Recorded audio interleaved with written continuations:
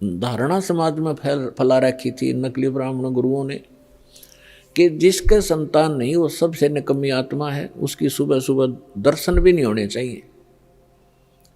तो जिस कारण से जिनके संतान नहीं होती थी वो खूब समझते थे कि सामने वाला बाई काट कर गया, गली बदल गया, रास्ता चेंज कर गया, मुझे देखकर वो बहुत कुड़ कर अपना जीवन व्यतीत किया करते थे।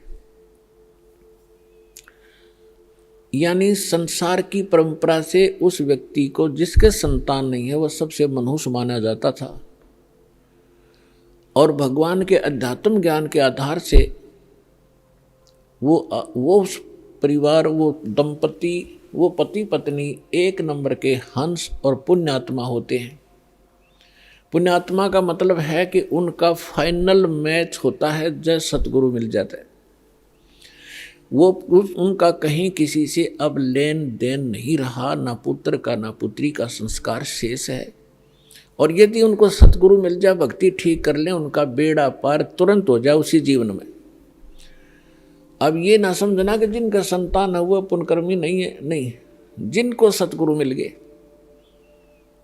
जिनको सतगुरु मिल गए मनुष्य जीवन में, दोनों ही पार हैं, दोनों ही पुण्यकर्मी प्राणी। क्योंकि संतान होती है संस्कार से। जैसे एक समय सुखदेव ऋषि 12 वर्ष के बाद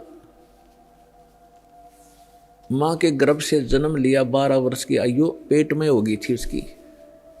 पुण्यात्मा, ये कुछ आध्यात्मिक ऐसे पॉइंट होते हैं जो वर्तमान के इन वैज्ञानिकों का गला उतरे नहीं, पर लेकिन गले ना उतरे तो बेशक, लेकिन वह बात झूठ नहीं हो सकती।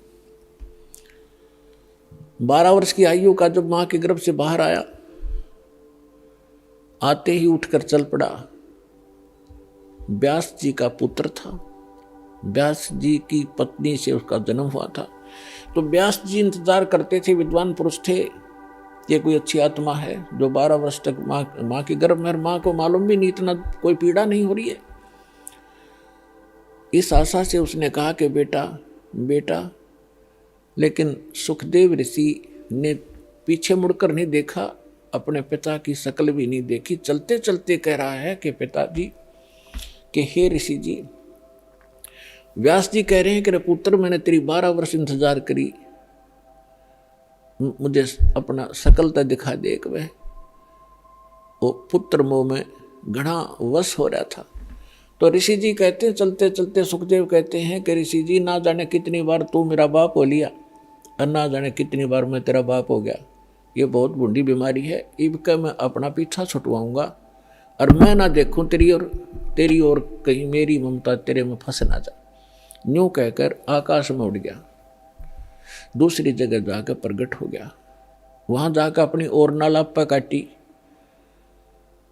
कहने का भाव ये है, फिर सुखदेव ऋषि ने कहा था कि एक लेवा एक देवा दूतम, कोई किसी का पिता नहीं पूतम। ये ऋण संबंध जुड़ा एक ठाठा, अंश में सब 12 बाट। ये तो एक दूसरे का संस्कार है, कोई देने आ रहा है, कोई लेने आ रहा है। जैसे आज हम संस्कार बढ़ा रहे हैं, कोई रिश्वत लेता है, आज वो रिश्वत ले रहा किसी से 1 लाख 1.5 लाख रुपए, अगले जन्म में वो दामाद बनकर लड़की भी ले जाएगा और वो पैसे भी लेगा। बिरान माटी होगी फिर हमारी नो, फिर या गधा बनकर देना पड़ेगा, किसी की भैंस बनकर देना पड़ेगा, फिर दूध नहीं दे उसके इंजेक्शन लाओगे, दे लट्ठा लठरेंगे। तो अपने इस संस्कार को हम अब खत्म करेंगे।